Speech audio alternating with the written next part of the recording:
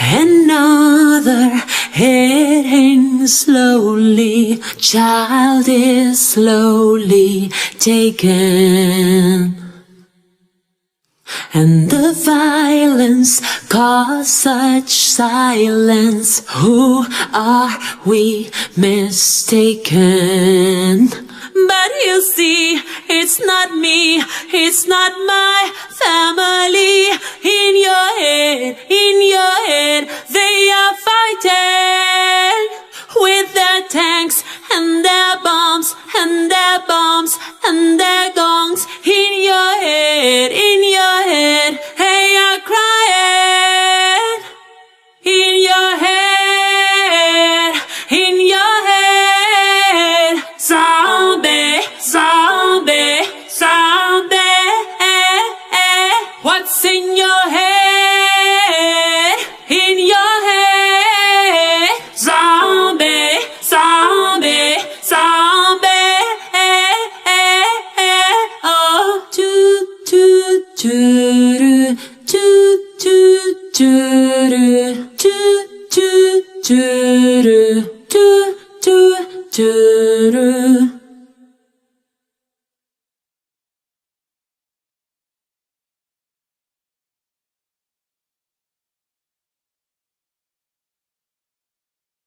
Another mother's breaking, heart is taking over. When the violence causes silence, we must be mistaken. It's the same old team since 1916. In your head, they still fighting with their tanks and their bombs and their bombs and their guns. In your head, they are guided. In your head, zombie, zombie, zombie.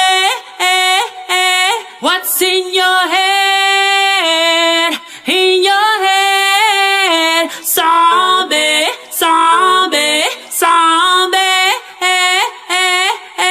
Oh, oh, oh, oh, oh, oh, oh, hey, oh.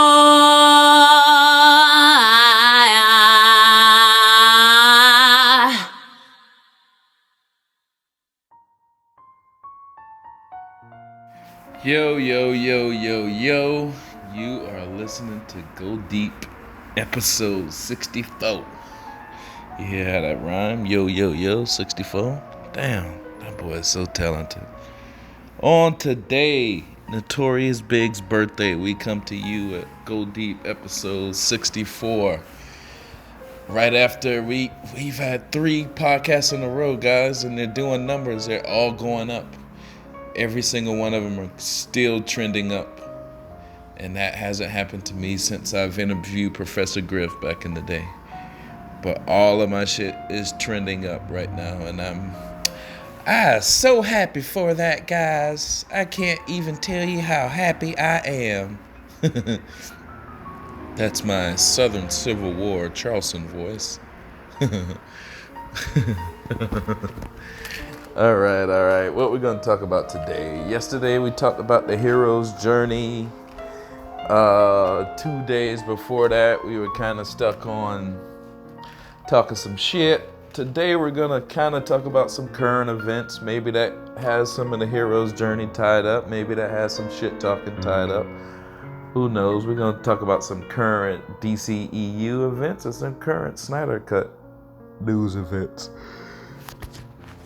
Sorry, I had to yawn. But before we do that, you know you got to listen to some music. And if you're smart and you know it's Biggie's birthday today, I guess you're going to listen to some Biggie. I mean, geez, how did he put that one together? All right, be right back. Brooklyn at? Where Brooklyn at? Where Brooklyn at? Where Brooklyn at? We gon' do it like this. Every time you ready, check it. I got 7 Mac 11s, about 8 38s, 9 9s, bitches. Even if you had MC Hammer and them 357 bitches. Biggie Small, the millionaire, the mansion, the yacht, the 2 weed spots, the 2 hot blocks. That's how I got the weed spot. I shot Dread in the head, took the bread and the lamb spread. Little daddy got the shotty to your body, so don't resist, or you might miss Christmas. I tote guns, I make number runs, I give MCs the runs dripping. When I throw my clip in the AK, I slay from far away. Everybody hit the D-E-C-K. My slow flow's remarkable. Peace to Mateo. Now we smoke weed like Tony Montana sniffed the yayo. That's crazy blunts. Bad hells, my voice excels from the avenue to jail cells. Oh my God, I'm chopping shit like a pigeon. I hope you're listening, smacking babies at their christening. Motherfucking bitch, what you gonna do with it, Tupac? Yeah, where the motherfucking dogs at? Throw your motherfucking middle finger. We gonna do this shit like this. I thank the Lord for my many blessings. Going stress and keep a best from protection. From the barrel of a Smith & Wesson. And all my niggas in the pen, here we go again. Ain't nothing separating us from my medicine. Born in the ghetto as a hustler. Hold up, a straight soldier. Walking at the busters, no matter how you try. Niggas never die. We just retaliate with hate, then we multiply. You see me striking down the block, hitting corners. Marring like a motherfucker, living like I wanna. It ain't no stopping at the red lights. I'm sideways, thug life, motherfucker crime. Pays, let the cops put their lights on. Chase me niggas zigzagging through the freeway. Race me nigga in a high speed chase with the law. The realest motherfucker that you ever saw. The Commission, Uncle Paulie, P. Diddy, Caesar Leo, De Janeiro, Charlie Baltimore, Iceberg Slim, the Most Shady, Frankie Baby. Do you know what beef is? Do you know what beef is? Ask yourself. Do you know what beef is? Another Slim K slow down. Check out this bizarre rapper style used by me. The B.I.G. I put my key, you put your key in. Money will be seeing, we'll reach the fucking ceiling. Check. My cold been cop. This rap Alfred Hitchcock drop top notch. Player hating gon' stop. This instant, rappers too persistent. Quick to spit, he name on shit. Make my name taste like ass when you speak it. See me in the street, your jewelry to keep it. That be our little secret. See me, B that is, I that is. G-Wing, motherfucker still in my bed. Between you and Biggie was like, who rules the nigga kingdom and shit, basically, you know what I'm saying? I was like, this is like a fucking election. It's an election. It is that. Shit, you know what I'm saying? Me and Biggie's situation is smaller than that. Me and Biggie's situation is like central, like a blackmail shot, like I wonder if they'll ever $2 shots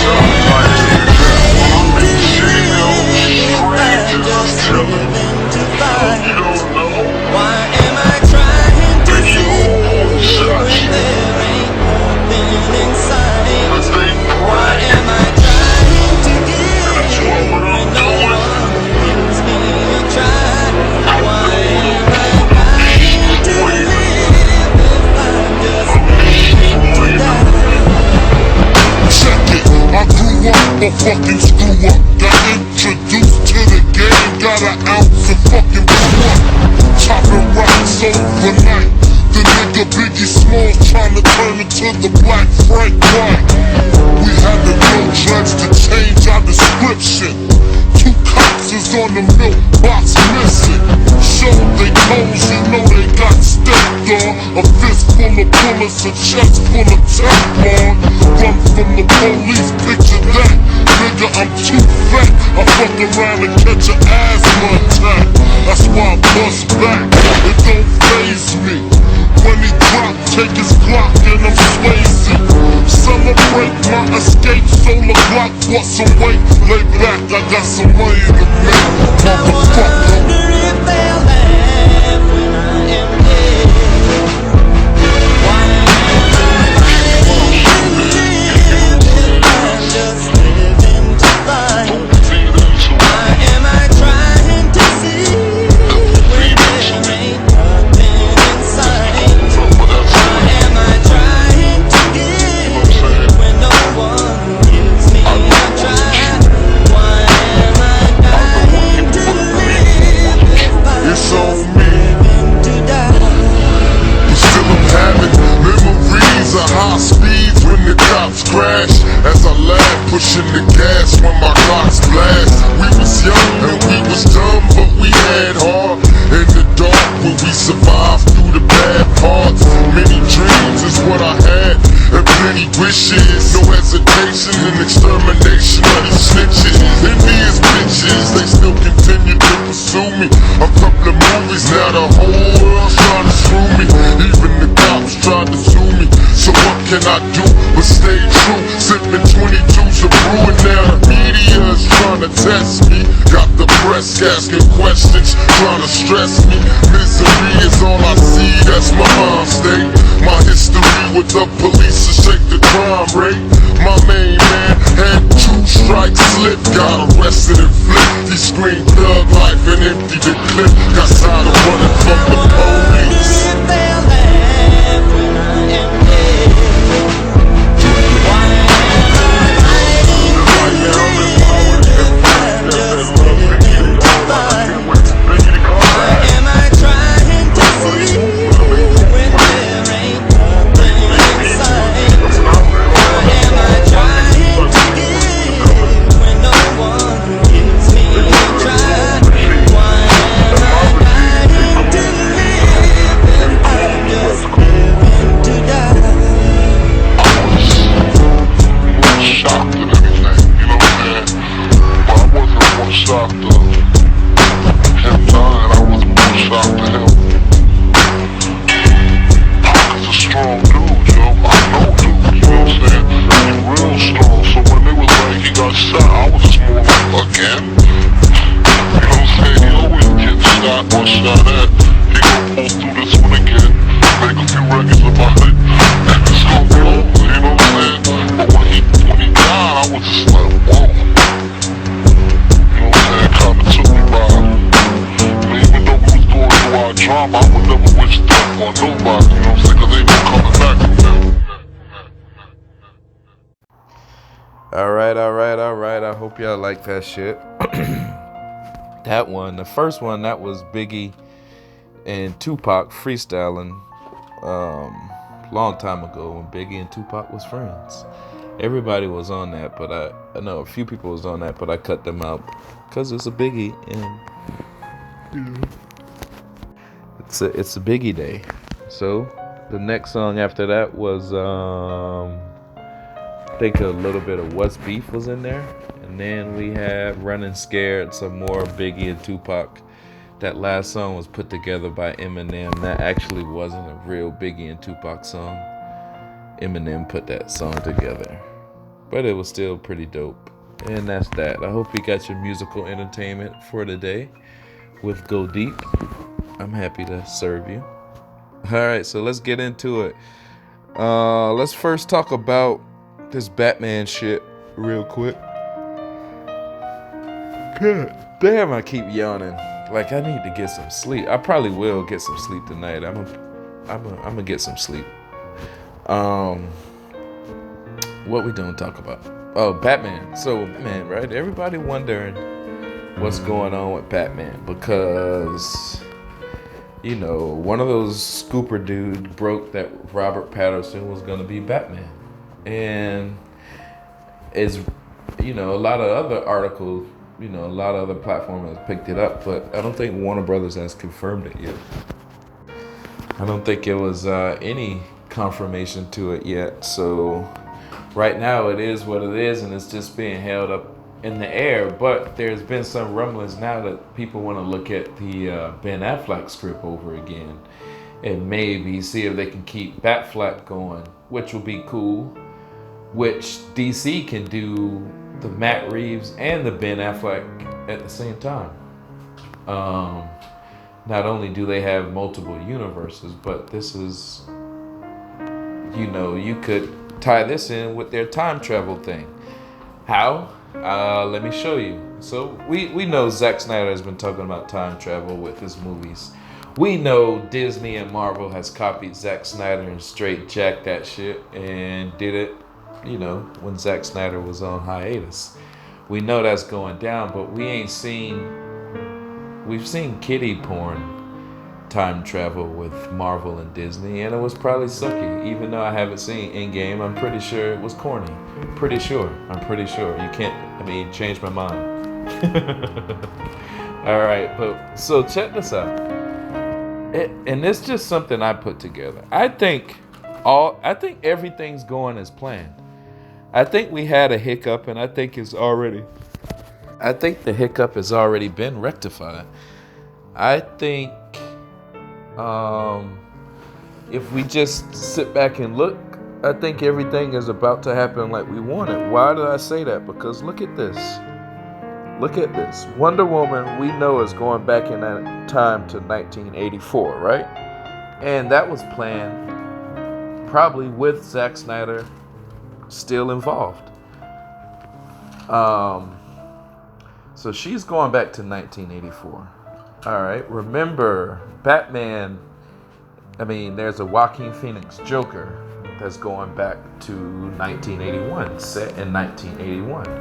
So if there's a Joker, then there will probably be a Batman somewhere around in that area. Or if it's not a Batman yet, you know who it could be? A young Bruce Wayne. How young of a Bruce Wayne? A young Bruce Wayne that probably has just recently or will recently see his parents get shot. Why do you say that? 1981. What do you know about 1981? Oh, not only was I born in 1981, but remember in BVS when his parents got shot and the movie Excalibur was playing? Excalibur opened in 1981. So if it was playing in the theaters when his parents got shot in Zack Snyder time, was 1981. So if Joaquin Phoenix Joker is being set in 1981, Wonder Woman going back to 1984, maybe Joaquin Phoenix might be the guy who shoots the parents. I don't know. I'm just saying, maybe that could be it. Maybe or he goes and see Bruce Wayne directly after his parents get shot. Who knows? I don't know anything about that movie. I'm just guessing. But I know they're both in 1981. Both of those, the set of Joaquin Phoenix Joker is set in 1981. And Bruce Wayne's parents got killed in 1981 because Excalibur was playing in theaters, which happened in 1981. Wonder Woman is going back to 1984. Of course, Wonder Woman had a bud and love affair with Bruce Wayne. Could she be going back to 84 to do something with Bruce Wayne? Could that be why they need a younger Batman? Could everything be going as planned? Why would they throw away Ben Affleck's scripts if it's the greatest thing in the world? I don't think they would throw that away because, that's an atomic weapon. That's an atomic bomb. You won't just give up an atomic bomb when you're battling Disney and they're making $1 billion a movie. Why would you just throw away a Batman script from Ben Affleck? It won't happen. I think they're just making double. Just like Joaquin Phoenix is Joker, and Jared Leto is also still Joker. I think Robert Pattinson will be Batman, and Joaquin Phoenix will be Joker. And I think Bruce Wayne will be Batman, and I think Jared Leto will be Joker. I think that everything is going as planned. I think also, what else happened in that near time after 1984? Well, Watchmen was going on at that time because Watchmen's storyline was set in 1985. Was Zack Snyder already teasing Watchmen in his universe? Yes, there are smiley faces all over Man of Steel. Just gotta look at the Easter eggs, which I had in Go Deep in one of these episodes a long time ago. I think everything's going as planned. I think this is all a construct of what the fans have been making. And we're fighting over little ideas that we make up ourselves, that Warner Brothers or Zack Snyder is not even saying. I think a lot of the Snyder Cut movement and what we're getting into recently and lately is being just a construct of our own personalities. This is what we are doing with Zack Snyder's social media. You know? This is how we interpret Zack Snyder's social media, and that's what we do and take it from there. Now, there is definitely a Snyder Cut. Zack Snyder has already admitted that. In his tweet that his little saying everybody's posting right now about fight the good fight. It said, I will be back with Justice League. You know? He says fight the good fight. And, you know, people want to say, oh, this probably means fight the good fight means turn the other cheek like Gandhi. And I don't know if that's what fight the good fight means. I think fight the good fight means fight the fight worth fighting. I don't know if any fight is good, because fighting actually is the lowest form of communication. Once the fight starts, all communications have been exhausted. Right? So fighting the good fight means fighting the fight worth fighting, which means maybe picking and choosing the right battles that we battle on Twitter. And, you know, I'm not saying don't battle on Twitter, because when people are getting out of line like Dave the Film Junkie or John Aaron Garza, please do step up and slap the shit out of them. Please do. But we got to do it when it's worth it. And I think a lot of this Snyder Cut movement may have been a construct of our own minds, how we interpreted Zack Snyder's social media. I think he has been working on the Snyder Cut. I think we do a lot of good in promotion and marketing for him. I think we do, and I think he knows that. And I think whenever the Snyder Cut comes out, a lot of what we've done as a fan base is going to be monumental, because we fought the corporations. And if it comes out, we fought the corporations and won. And be prepared. We're still fighting the corporations. They're still in our fan base. They're still writing articles about our leader. They're still going at us. We're still going at them. The war is still going. You know? But we gotta fight the good fight. Fight the fight worth fighting. You know? Like the AT&T situation. The AT&T shit was so obvious months ago. You know? Because if AT&T didn't buy Warner Brothers, the next person in line to buy them would have been Disney, right? Right? So when Donald Trump seemingly put the brakes on the AT&T merger with Warner Brothers, Disney got prepared to be the next ones up.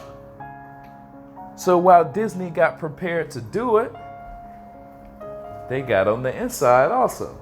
So Jeff Johns and the Snakes, they just prepared for Disney before it happened. Right? They just prepared for Disney before it happened, because they thought Donald Trump wasn't going to allow the merger with AT&T. So then Donald Trump pump faked. He allowed it. They didn't do anything. His biggest argument was to take CNN away from them. That was the biggest argument. And that was a nothing argument. He pump faked. But Donald Trump is in media too. He knows what was going on. So when he pump faked, that knocked Disney out. That let AT&T, win. But these bidding wars was going on with a lot of companies. Fox was going on bidding war, I think, with Comcast and Disney. I think Comcast was even going to offer them billions of dollars in cash to get that deal. These wars have been going on. This is what is over top of the Snyder Cut movement. That is the fight worth fighting. I don't know, the fight between us is worth fighting. I don't know.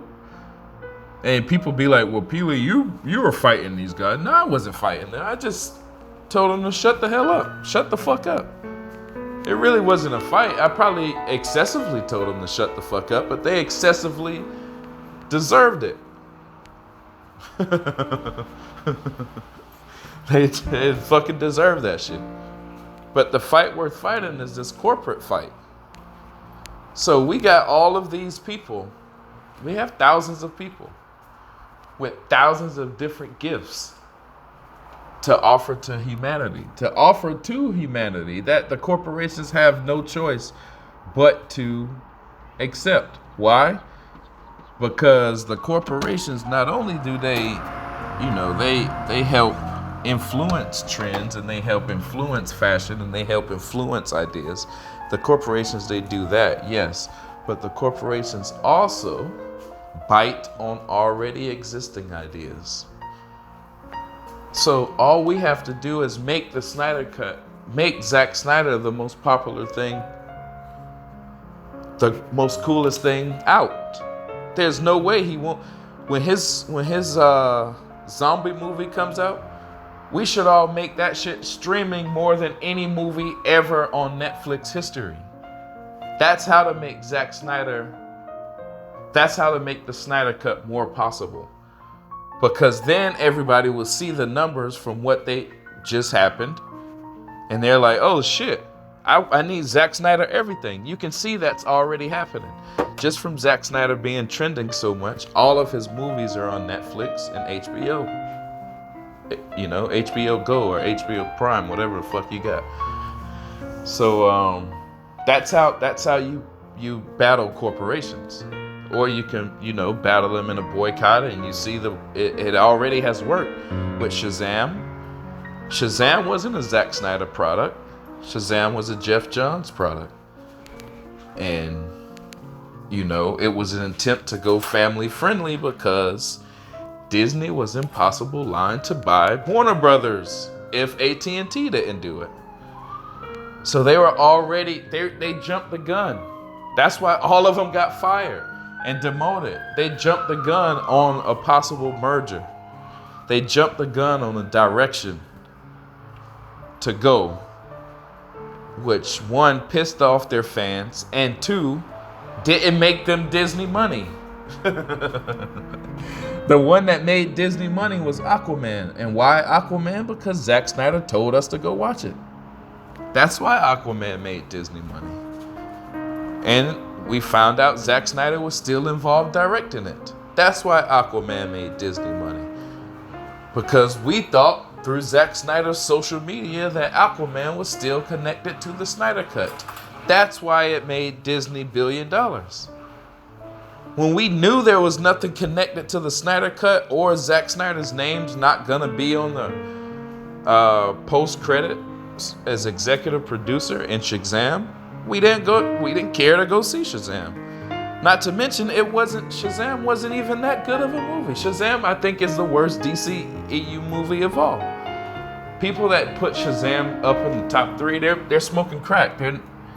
They shouldn't even be allowed to talk about movies if they think Shazam was a top 3 DCEU movie. No, it wasn't. It was the lowest grossing movie. Awesome. So sorry, the Jeff Johns experiment didn't work, and we see that. So, what experiment's gonna work? What does DC have that don't nobody else have? Zack Snyder and Ben Affleck. They have the people who can beat Disney. Zack Snyder can make a movie right now, which the Snyder Cut probably is, which will trump anything Disney has ever put out. Why do I say that? Because Batman vs. Superman has already done that. I know the Snyder Cut will be better than Batman and Superman. Batman vs. Superman was just the beginning of the roller coaster going up, you know? And that's what we're dealing with. And it's a lot of stuff that we've just been wasting time not addressing, you know? Like, AT&T's been involved in this shit since day one. Donald Trump's been involved in this shit since day one. You know? It's not the fans' reaction on Twitter, guys.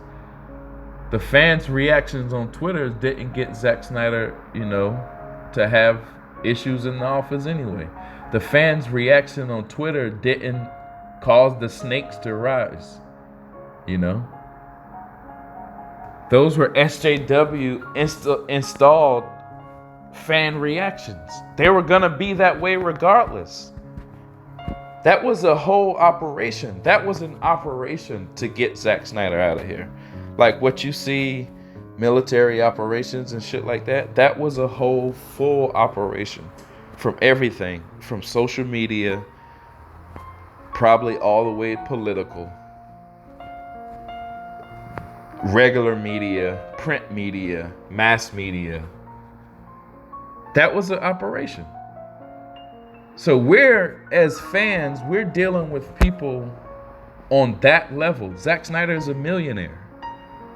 He's rich. His wife is rich. If we're regular people, we're dealing in an arena that we have really no idea what we're dealing in.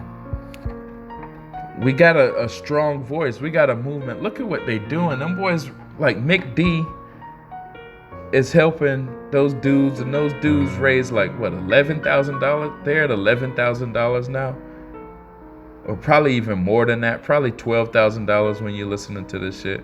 I donated money to them. Mick D just raised, with the help of Zack Snyder, like $87,000.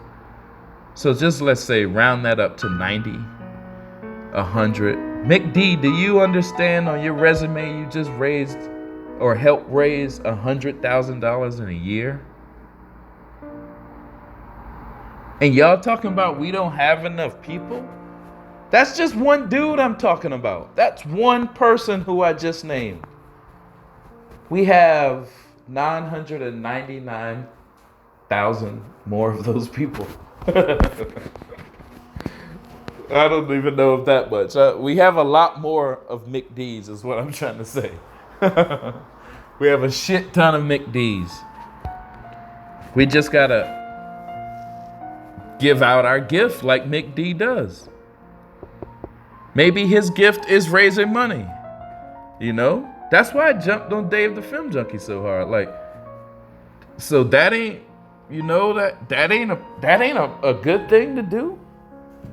You can't put that on your resume and put like a check mark next to it. Yes, you can. Can't nobody talk down about that achievement. To none of those guys.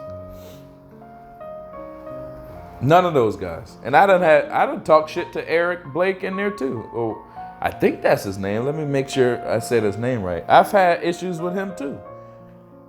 We've ironed it out. I still donated money to them. He still said thank you. I'm still in that little group. I get these fucking messages every minute. They seem like they talk every minute, 24 hours a day. But that's cool. That's how they like to organize. Who am I to shit on it? I could just mute that shit. But that's just real, man. Look at the movement, y'all. Look how high we're flying. Look how the feeling is right now.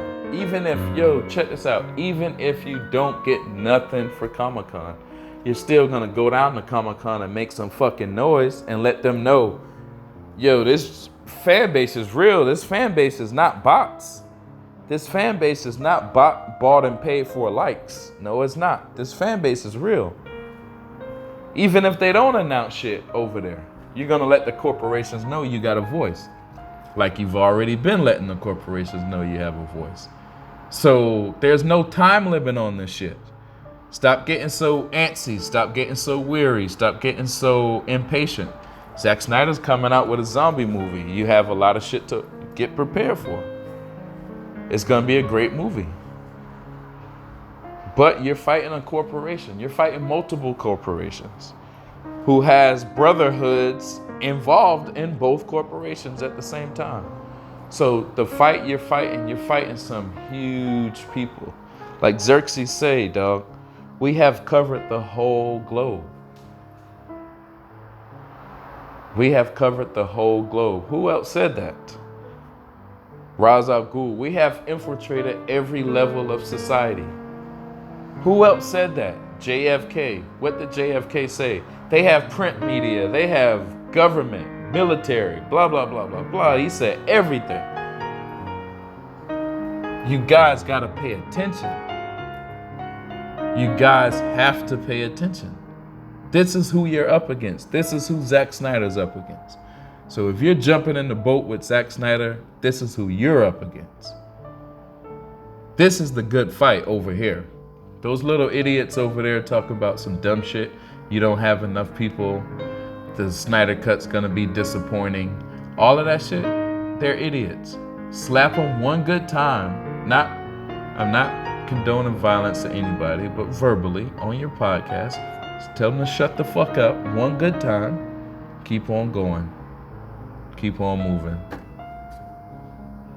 Because eventually people are going to come to know that, yo, Peely was right about those guys.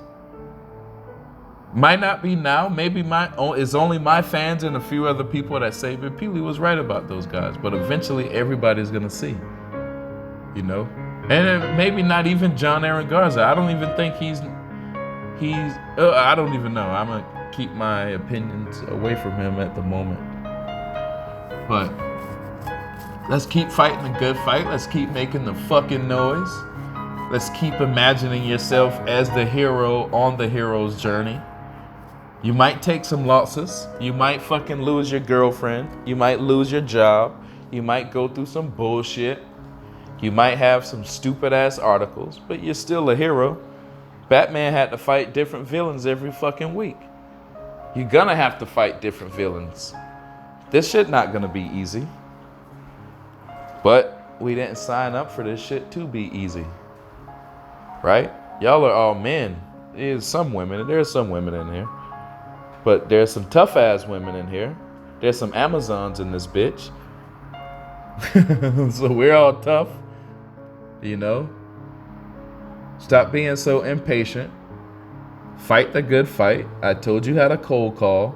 You call them. You bullshit with them for a minute. And then you hit them with the real question. After you done gain their trust. That's how you cold call.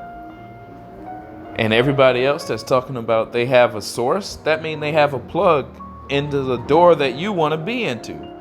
So if they have a plug into the door that you want to be into, go rush them and get the plug. Tell them to give you the source. Say, yo, I'll work your source from now on. You know? They're working their source wrong, you know? Look at it like a real journalist. Look at Amy Adams. Batman vs. Superman, when she was she was having questions for the general. She was like, yo, come on record and say this. He was like, hell no, I love my job. But the whole time she was talking for him and looking for information and, you know, the whole time they were going back and forth and she didn't go blab on the internet. She broke a story and she got a source. She didn't go do no bullshit like that. In fact, she gave it to somebody else to leak the story.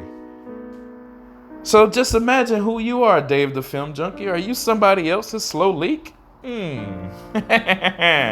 Are you somebody else's slow leak? That sounds nasty.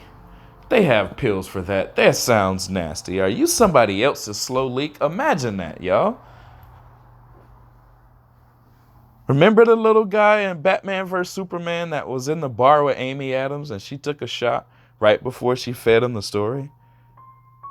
Is that how much little guys you guys are? You guys not superheroes? Am I getting this correctly? Are you guys not in the Justice League like me? Are you guys just little guys at the bar leaking a story? Come on. I thought you were better than that. But if you listen to Go Deep episodes, you will be. Oh, shit. If you listen to people like my dog Chris Wong, if you listen to people like my dog Film Gob, my dog Josh Samuels, Lantern 2814, my dog Totally Random, if you listen to people like that, you'll be a superhero. If you listen to them other guys, you're just gonna be some dude at the bar taking a shot with a reporter, hoping you get a story to leak because your platform is booty. Let's get out of here. I might throw in a video. I don't know. I might not throw in a video. What are we talking about today? Who knows? Let's just see how I feel when I'm down there editing. We're out. Go Deep, episode 64. This has been the 4th episode in 4 days. Thank you guys for rocking with me and making my shit jump. Feel like I'm about to be rich one day. Probably not, but I hope. I can only hope. Dave, don't rain on my hope. Yeah, bitch. Over here, Megan. Hi, Zach. First, I just wanted to personally thank you for all the work that you're doing for suicide prevention. It's really important to me.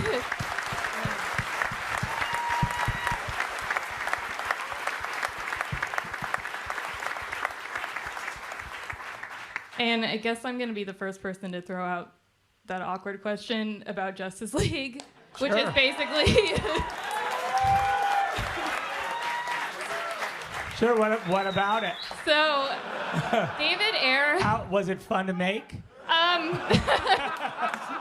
So David Ayer came out and... David Ayer, okay. He came out and he talked a little bit more about the early process, about how in Suicide Squad, originally, their villain was going to be Steppenwolf, and they're going to be fighting parademons and stuff like that, and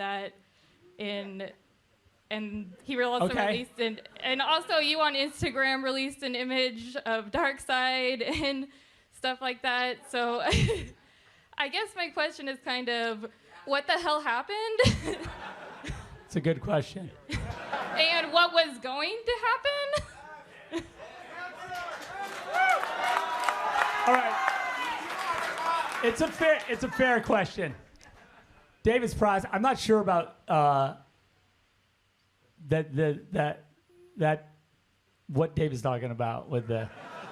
I mean, look, Steppenwolf's in this movie, which was anyway.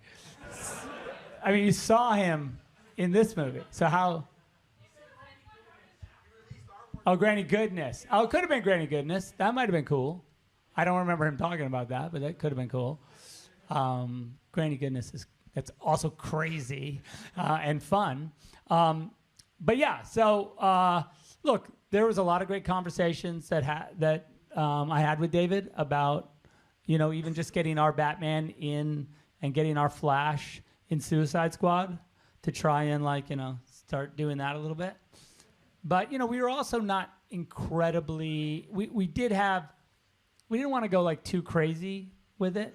At the same time, we were trying to be and the idea was that the different directors would kind of have their take, and we try and just support each other, so that it could mesh up, but at the same time not force anyone into a decision maybe they didn't want to make.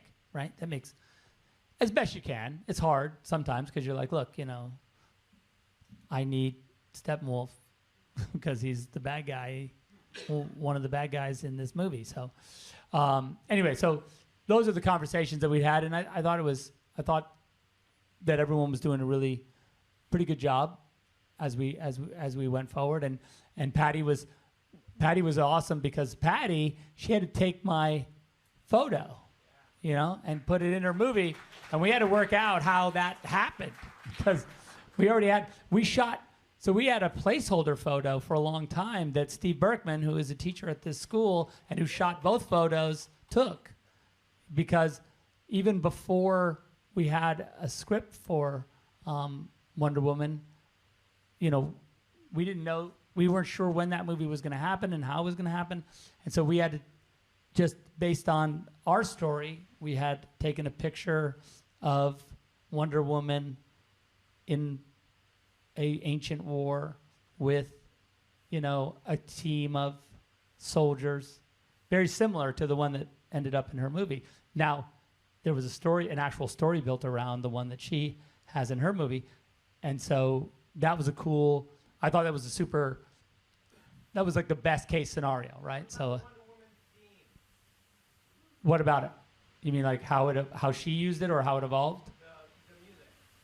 The Wonder Woman theme was written specifically for this movie, because when we wrote the theme for Wonder Woman in this movie, there wasn't a Wonder Woman movie yet. So you can imagine that. And then it was up to Patty whether she wanted to use it or not, right?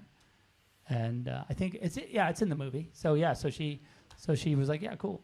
And I think Hans is doing now Wonder Woman 84. So that's a good relationship. That's nice. So that's, I think, the best case scenario for how the whole thing could work. And as far as, listen.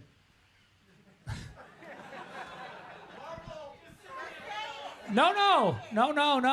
What I was going to say is that, like, look, when this movie came out, understand that we had written, Chris Terry and I had finished the script for Justice League before this movie came out, right? So that script was done. Movie came out, and some people didn't like the movie. A vocal minority.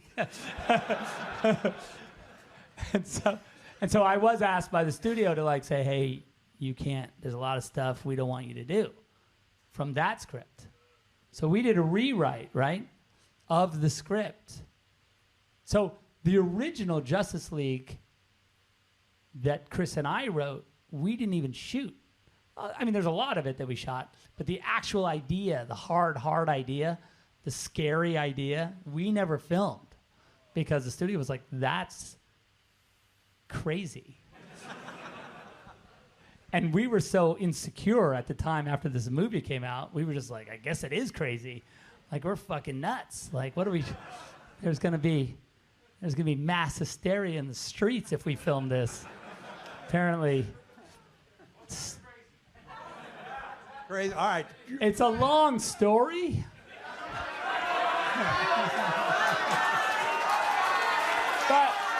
But suffice it to say, that, so look, the truth is that, the nightmare sequence in this movie, right, was always my idea that all of that would be eventually explained, of course. I mean, is that a surprise? That we would end up in the distant future where Darkseid has taken over Earth and where Superman has succumbed to the anti-life and where he and now with his ragtag band. And there was a few members of the Justice League that had survived to that world and that they were fighting to try and so Batman's with the broken half a cyborg because it's only half of him because of whatever happened. They were working on equation to jump flash back to tell Bruce, obviously. You guys aren't surprised because this is what I've read it. So now that you know this, don't tell anybody. Nice. Anyway, so those were the things that we were dealing with. And not to say that the studio still, they were still into sort of the big look, but the details of how and why everyone was mad at each other or why, that was the stuff where they were a little bit because, Lois, and it's in the little teaser where the Justice League teaser that wasn't in the movie apparently, where Wonder Woman says, it's this line where Bruce says, I was right here, and Barry Allen came to me, and he said, Lois Lane is the key, right? And then she goes, he is the Superman. Every heart has one. And he goes, I think it's something darker, right? And what it means is that the the thing that was darker was that, it was all about if Lois died, Superman would succumb to the anti-life, of course, right? And if Superman knew that somehow it was Bruce's responsibility to protect Lois, he would have been mad at him in this movie, right? So that's why he says, she was my world and you took her from me. So that was sort of and then of course he has to jump back. And the other thing that we were working on was this idea that Cyborg said to Bruce in the distant future, there's two windows. We had come up with this time traveling concept where basically the way the time traveling window worked is that it's not awesome physics and doesn't make any sense, but that you had to jump, you had to do a time jump when the Earth was in relatively the same spot, right? Because if you did a time jump and the Earth wasn't in the same position in space, you would jump into space and just be dead. And so, okay, so there's always so they had two windows, right, to do the jump. And Cyborg says which of these two windows do you think we should use? And Bruce was like, well, what window would you have put me through if you didn't ask? And he's like, this one. And then he's like, use the other one. Because that one you already did, and it was the wrong one. Barry Allen was in my freaking Batcave yelling at me about nonsense. So you need to put him through that other one, because that's the one that because he had to jump right before Darkseid boom tubes into the Batcave to murder Lois, so you have to anyway, so that was the window that he had to hit. Anyway. All right, so I'm just going to say that right there, easily worth another 100. It's in the future. There you go. When he spoke in 1990 before the largest group of civilian investigators on this planet, MUFON, Al Bielek was not there to talk about UFOs. Instead, he would reveal that he is living witness to the Philadelphia experiment, and also one of its experimental subjects.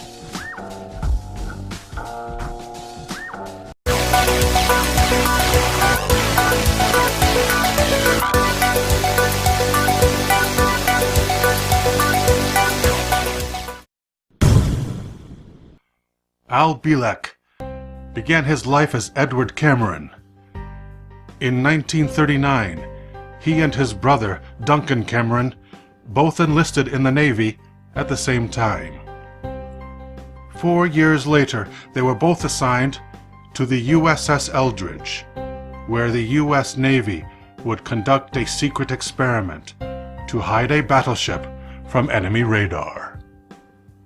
The Eldridge was fitted with a special generator at the Philadelphia Naval Shipyard. The generator test rendered the ship almost invisible. Witnesses reported that a green fog appeared in its place. Aboard the ship, many crew members endured a nausea causing them to collapse. When the ship reappeared, some sailors were physically embedded in the metal structures of the ship, including one sailor who fell through the surface of the upper deck and was found on the level below, where his hand was fused with a steel bulkhead. Edward and his brother did not stick around to watch the carnage. They both jumped off the ship, expecting to swim to shore. Instead of immediately hitting the cold seawater, they were briefly suspended in hyperspace. As a result, they spent 6 weeks in the hospital, confined to their beds with severe radiation burns. When Edward recovered, Navy intelligence decided that he knew too much. They left him at the mercy of the project scientists, who tried to erase his memory by sending him back in time. When Edward Cameron was sent back in time, he began to age rapidly backwards until a full-grown serviceman had been reduced to a 1-year-old boy. He was placed with the Bielek family and given the name Alfred. But he subconsciously retained knowledge from his previous life. Alfred's earliest memory was a Christmas day before learning to walk. Yet he understood the conversation of all the adults around him. Later in high school, he was known as the walking slide rule because he had the knowledge of an encyclopedia. As a young man, the Navy recruited him for a second time in 1956. This time, they wanted his superior intellect to continue research in the very program responsible for wiping his memory. In his absence, the time tunnel had been perfected, so he was able to live in California and work at an underground base in Long Island, teleporting between the two on a daily basis. Time travel was used for simple transportation by suspending the position of the traveler while the Earth rotated beneath him. The same principle could be used for travel to other planets, because the solar system also rotates. Bielek visited a human colony that will one day be established on Mars. The Milky Way galaxy rotates too, which allowed him to travel to alien planets, where he collected canisters of dark energy and light energy. He made several trips to the Earth's distant past, 100,000 years BC, to run the research station there. He traveled as far forward as the year 6037, where city skyscrapers were built as high as 2.5 miles, through the use of anti-gravity support every 300 floors. But after seeing a movie repeated on television in 1988 called The Philadelphia Experiment, he began to recover his own memories of the experiment itself. When he sought confirmation from his superiors in the U.S. Navy, he was dropped from the research program, a program now known as the Montauk Project.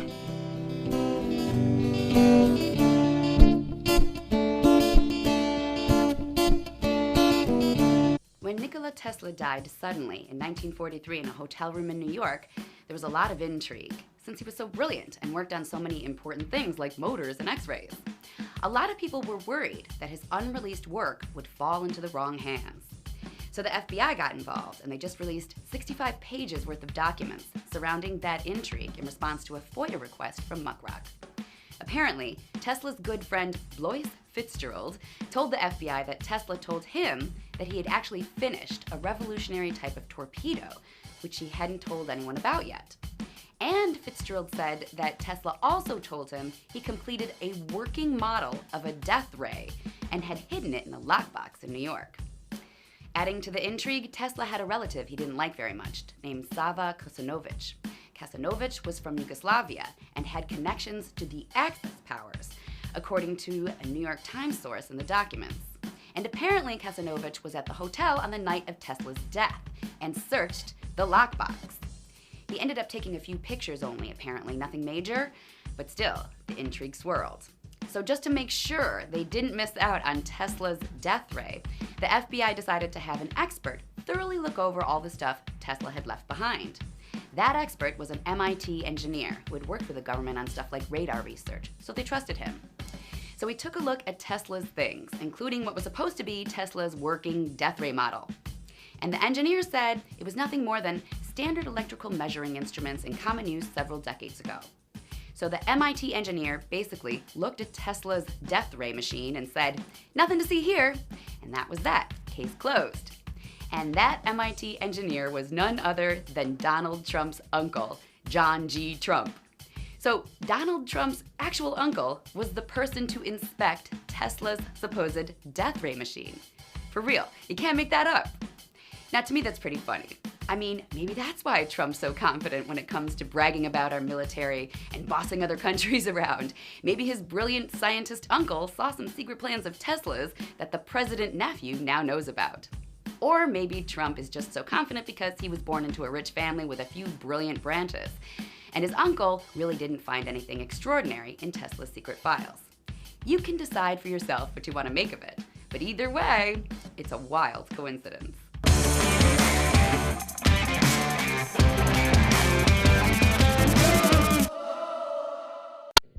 Well, I think the first thing that we should distinguish for today's presentation is that Project Pegasus, under the Defense Advanced Research Projects Agency, was the U.S. time-space program at the time of its emergence in the mid to late 1960s.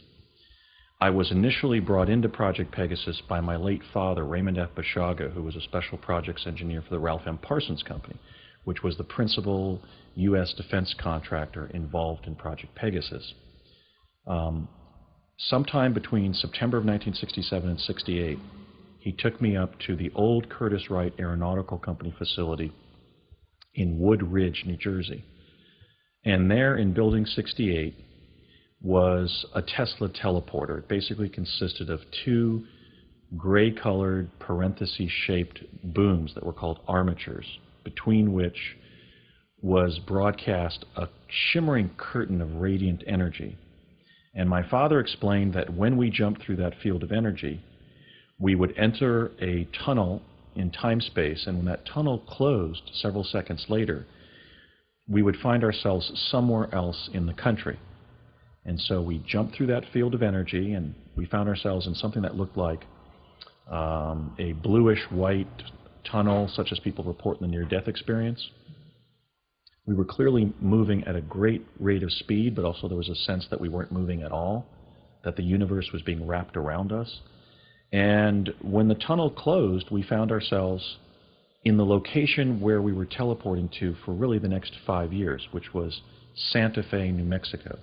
The state capitol grounds at Santa Fe were being used by Project Pegasus as the collection area for people who were teleporting into New Mexico from different teleports around the country. My dad took me to a few other defense contractor locations in New Jersey there in my first and second grade of elementary school. And then I was brought officially into Project Pegasus in the fall of 1969, which for me was the beginning of the third grade.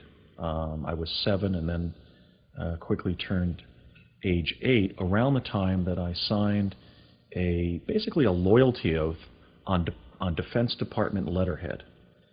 That was in approximately early October of 1969, shortly after we know the lunar landing of July 20th, 1969.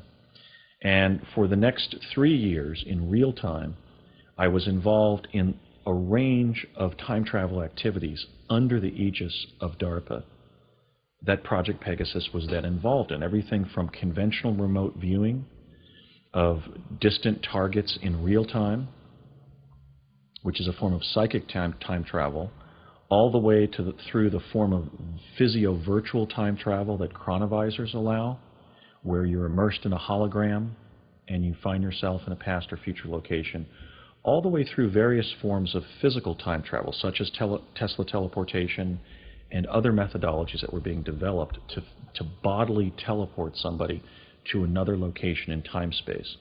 So in real time in New Jersey, I was involved in Project Pegasus for those 3 years, fall of '69 to the end of the summer of 1972. But when we factor in the fact that teleportation was being used to teleport us from New Jersey to New Mexico, that we were then spending time there involved in project activities, and teleporting back to the afternoon of the day we had left, what ended up happening is that 3 additional summers of experience were embedded into those years. And those were the summers of 1971, of 1973, accessed from 1971, and then summer of 1972. So I actually gained an additional 9 months of experience, of life experience, as a result of the the 3 time loops that were effectuated using Tesla teleportation between New Mexico and then back to New Jersey. So does this take us through basically from 1968 to 73, just sort of the overall experience without getting into the details of that program?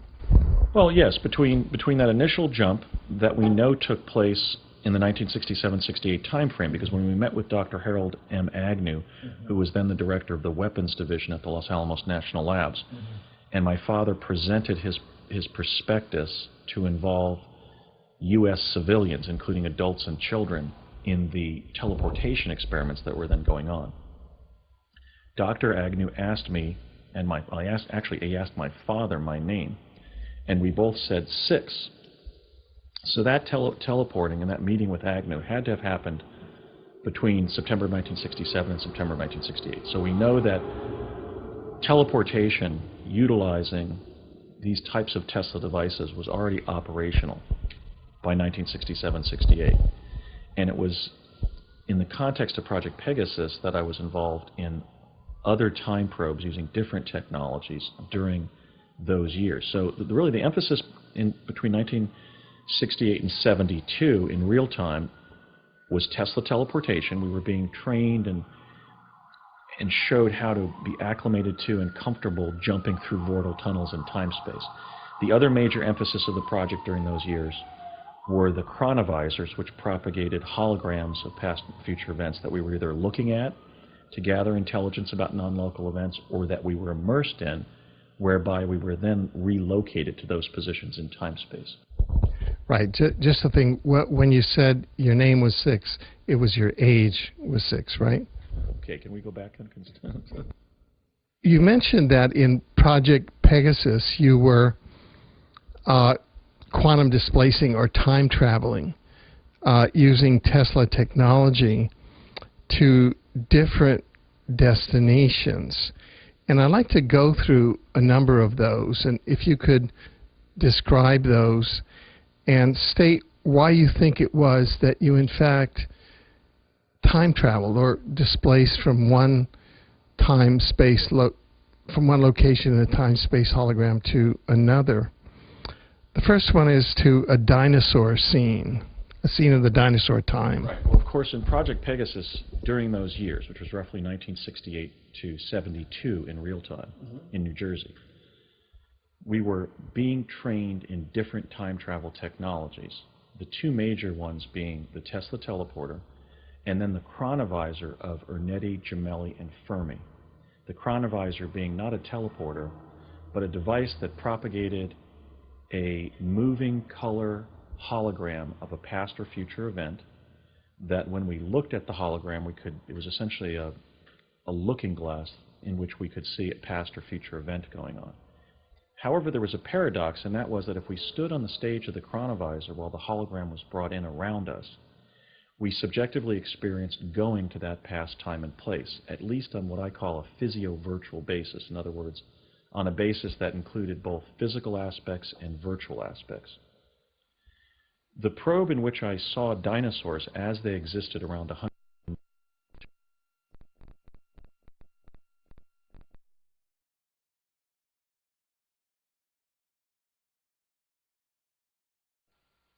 So I looked over to my left and I realized that my father was standing there dressed as a Pennsylvania farmer. And I turned to him and said, Dad, I didn't know that you were going to be here too.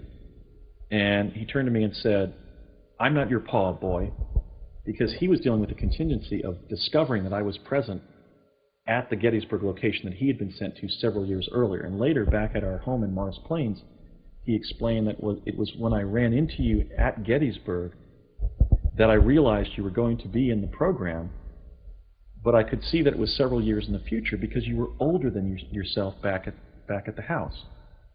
So that was an odd experience because I didn't expect my father to be there because I just interacted with him back at East Hanover with Dr. Colgate.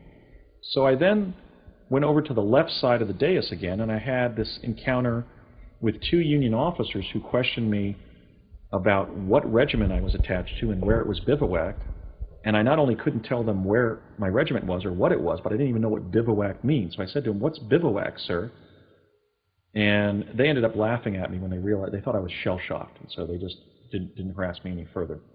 So I then, having had these 3 encounters and having some attention cast my direction, I then walked about 100 paces diagonally from the front of the dais. I turned my back to the dais, knowing that Lincoln would soon be arriving because many people had gathered at this point.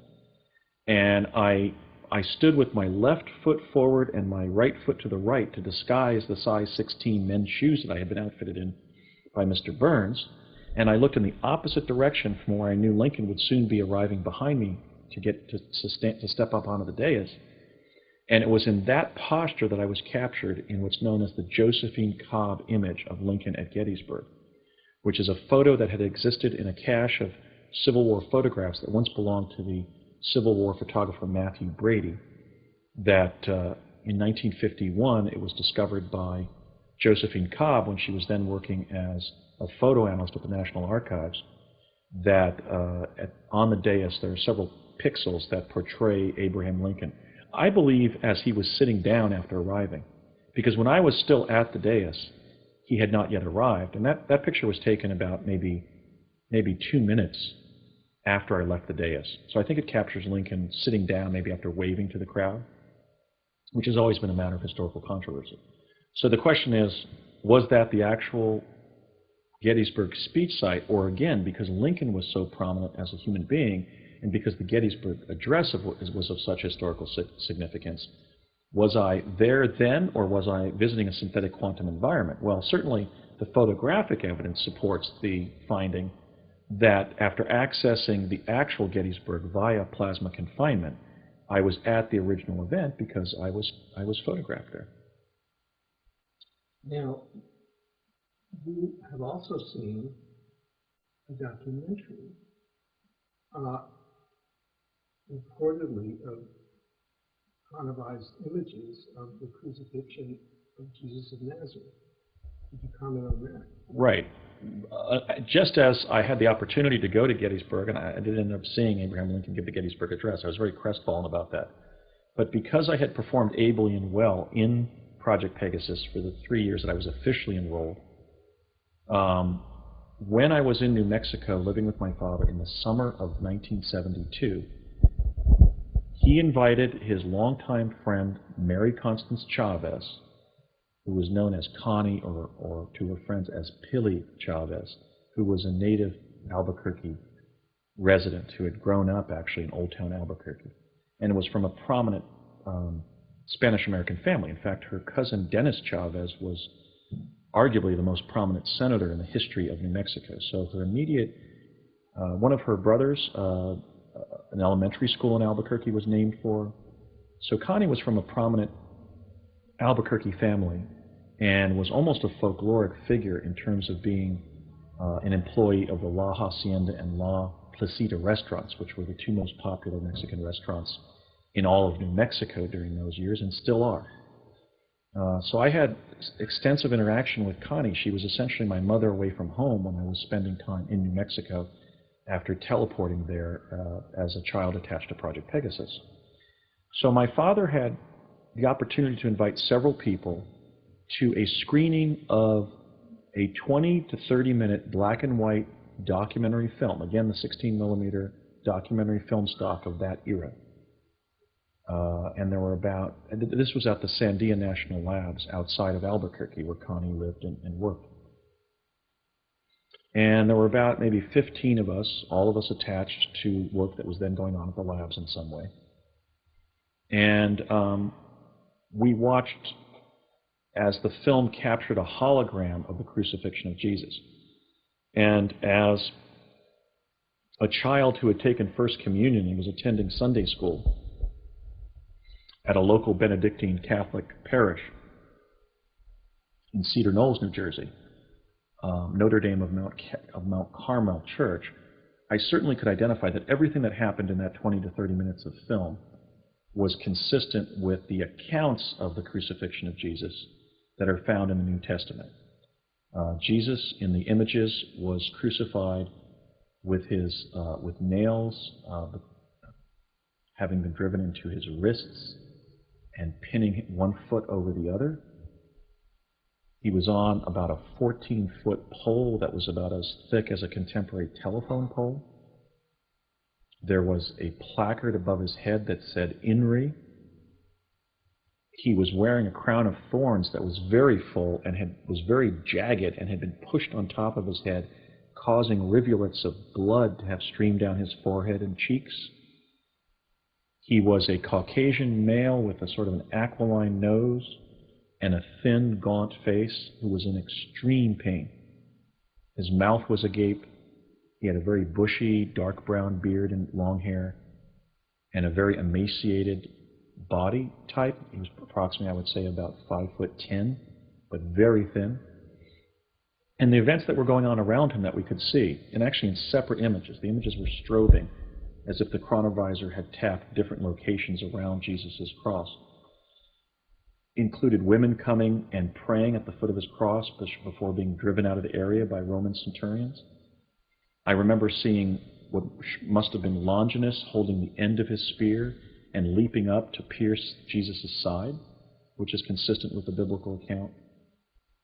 The sky grew dark at one point. So, from the perspective of a Catholic Sunday school participant, what had been recorded apparently was consistent with what had been recorded in the different New Testament accounts of the crucifixion. When we left the screening, my dad turned to Connie Chavez and said, "Connie, I don't know why you're reacting like this." She had been just squirming out of her seat. She couldn't watch it. She was covering her eyes at one point, sometimes looking through her fingers. And she turned to my father and said, "Ray," she was a very devout Catholic who was always helping the nuns there at the San Felipe de Neri Church in Old Town Albuquerque. And she said, "Ray, they were crucifying my Lord. How do you expect me to act?"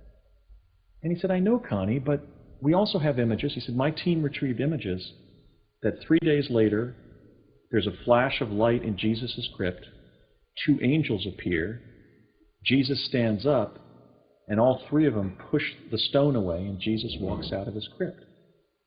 And she said, "You're kidding, Ray." And he says, "No, we also have images of the resurrection of Jesus." Now, I don't say that to proselytize, but just to share what I experienced in that setting. Now, that begs the question of what was being accessed via Chronovision that led to the production of that film. It was either the actual crucifixion of Jesus of Nazareth, or it was the actual imagery of another European male of his age and general appearance among the 600 men fitting that description who were crucified by the Roman Empire around the time that Jesus of Nazareth was, or it was a synthetic recording of the crucifixion of Jesus or another man that was stored somewhere.